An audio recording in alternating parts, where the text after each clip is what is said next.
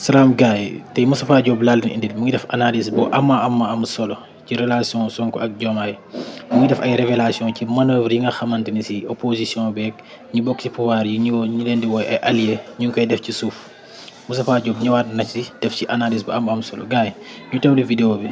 parce que lim siy wax am na solo trop te aussi mën na conscientiser ñu bëri nga xam ne temps yi dañoo réer ñenn ñi dañoo xaw a jaxasoo ci affaire bi. te gars yi buñ dégloo bu ko dégloo analyse bi rek di ngeen xam ne di ngeen xam ban côté ngeen di féete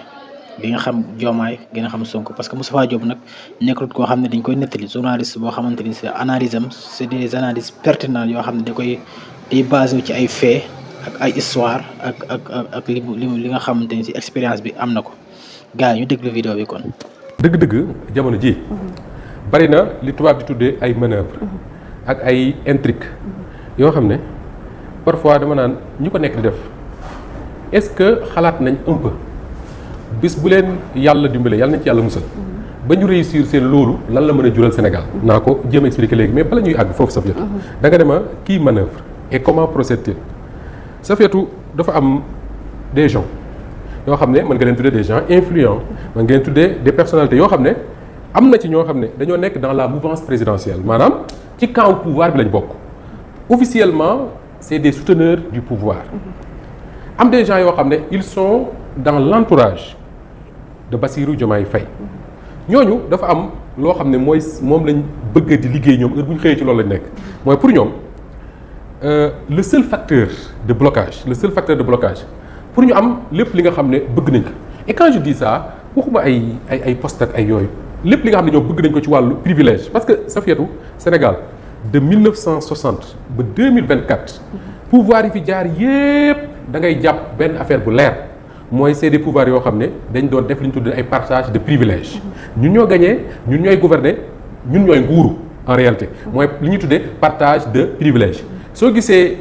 du temps de Senghor ak Mamadou Dia bi ñu tàggoo te dinaa ci ñëwaat léegi amoon na ay xeex ay xëccoo yoo xam ne moo doon am à l'intérieur même du parti socialiste li ko doon waral mooy l'UPS à l'époque li ko doon waral mooy des privilèges tey boo ñëwee fii ci Sénégal gi du temps Abdoulaye Wade égal amoon na dinañ ci ñëwaat boo ñëwee fii ci Sénégal gi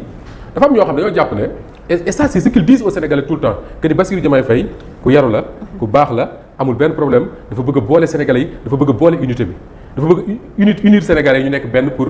jàmm ne ci réew mi etc c'est le discours qu'ils vendent au Sénégal et pourtant ces mêmes gens là ça fait il y a quelques mois ci ginnaaw xam nga ko xam naa ko ñun ay journalistes lañ c'est des gens yoo xam ne boo daan tudd Diomaye tudd leen ñu teg ci ñoom kàddu yu xeebu même bi Diomaye nekkee candidat dañ ko xeeb léegi puisque c'est lui le président et que moom moo tenir li ñuy tuddee les cordons de la bourse moom mooy bu feccee mu wadd bu takkee mu dëgër ce président là li leen ci jaaxal ñoom mooy dafa am quelqu'un boo xam ne moo ne ci wetam ñu tuddee ko Ousmane Sonko ñu jàpp ko c'est un facteur de blocage non pas pour le Sénégal mais pour intérêt yi nga xam ne ces groupes de personnes là nekk dans la mouvance présidentielle nekk également dans l'entourage du président ñoo xam ne peut-être même c'est pas des politiques pour ñoom Ousmane Sonko c'est un facteur de blocage muy benn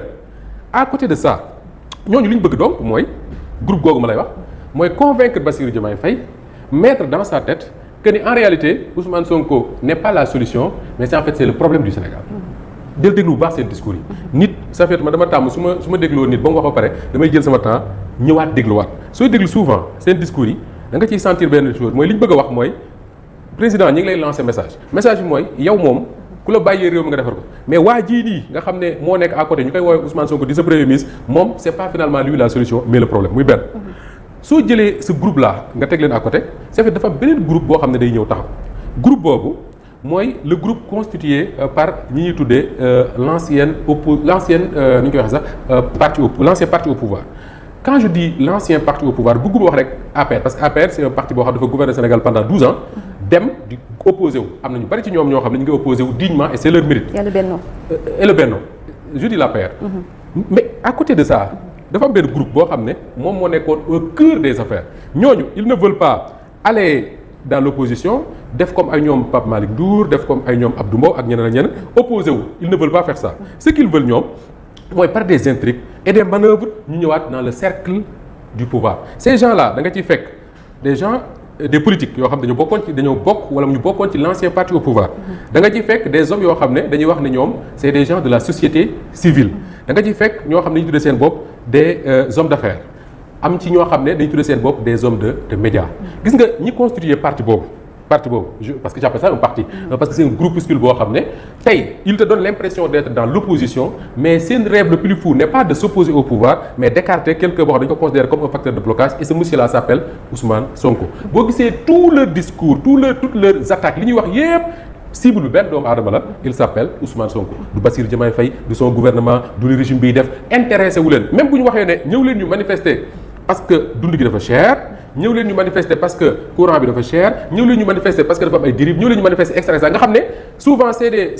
des thèmes yoo xam ne ça devait regrouper toute une opposition ñoom bu ñu ñëwee leur souci c'est Ousmane Sonko loolu moo tax ngay dégg Ousmane Sonko dégage. ce Sonko dégage là li leen ci intéressé c'est pas que parce que dañu jàpp ne bu Sonko dégagé Sénégal dina gën a baax Sénégal dina gën a dox mais dañoo jàpp simplement que ni bu Sonko dégagé ñoom dinañ mën a am li ñu bëgg. li ñu bëgg mooy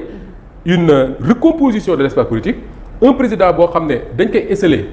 def ay mbir ci boppam ba mu soxla une autre famille politique boo ko accompagner ñu ñëw aaki moo ko téye ko comme il l'avait fait avec d'autres forces yi fi nekkoon avant ñooñu Safiatou xam nga lan mooy seen objectif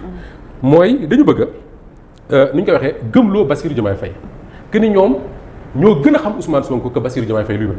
Bassirou Diomaye Faye mi nga xam ne il a été lui-même il le dit sous l'ombre de Ousmane Sonko pendant X années Bassirou Diomaye Faye mi nga xam ne moom ak Ousmane Sonko dañ naan seen relation dépassé na wàllu politique ils veulent mettre dans sa tête ces gens-là que ni écoute Bassirou Ousmane Sonko bi nga ngay wax nga yaa doon ànd ak moom pendant 10 ans Ousmane Sonko bi nga xam ne moom nga tudde doom Ousmane Sonko bi nga xam ne tudde nga yaayam doom et cetera xamoo ko ñun ñoo la gën a xam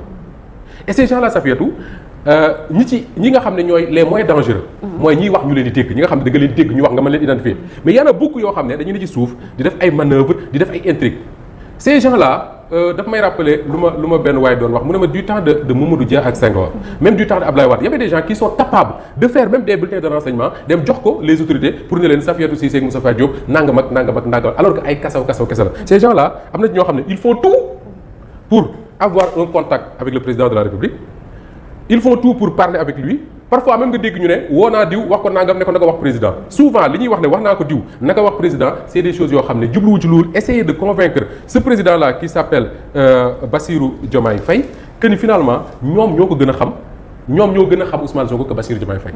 et pourtant soo doon déglu Bassirou Diomaye Faye di nga xam ne je pense très honnêtement que il n'a besoin de personne pour xam dëgg-dëgg kan mooy Ousmane Sonko léegi su fekkee ne yenn alliés yi ñoom dañuy seen objectif mooy chercher à convaincre le président de la République muy Bassirou Diomaye Faye que ni tey ils peuvent constituer beneen force politique autour de lui ne ko yow le président de la République mën nga exister en dehors du Pastef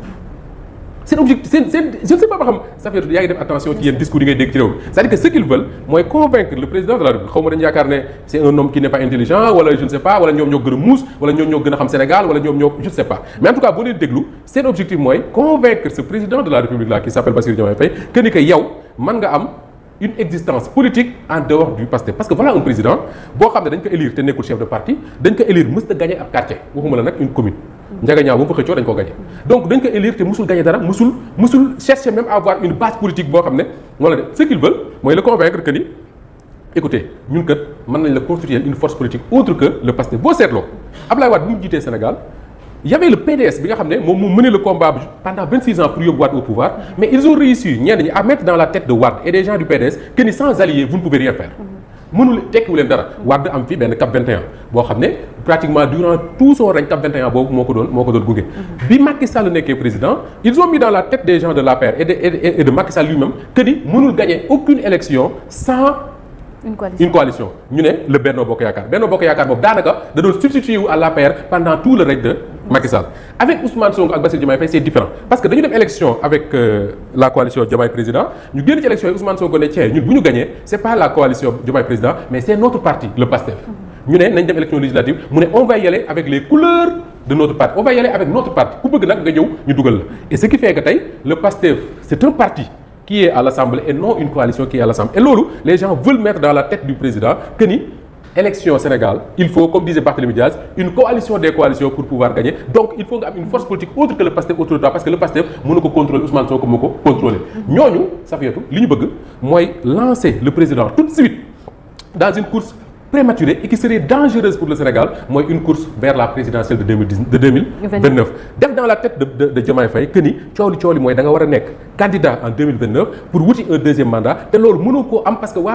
c'est dans leur tête je dis pas que ni c'est ce que les gens de Pastef pensent mais lui dire que waa Pastef ñoom certainement am nañ candidat après donc yow aussi jéem a wut beneen force politique pour yóbbu sa bopp loolu la ñu nekk di liggéey te loolu il faut que les Sénégalais le comprennent une bonne fois pour toutes beneen groupe bi ñoom su fekkee ne ñii dañuy wut pour convaincre Diomaye que ni mën na am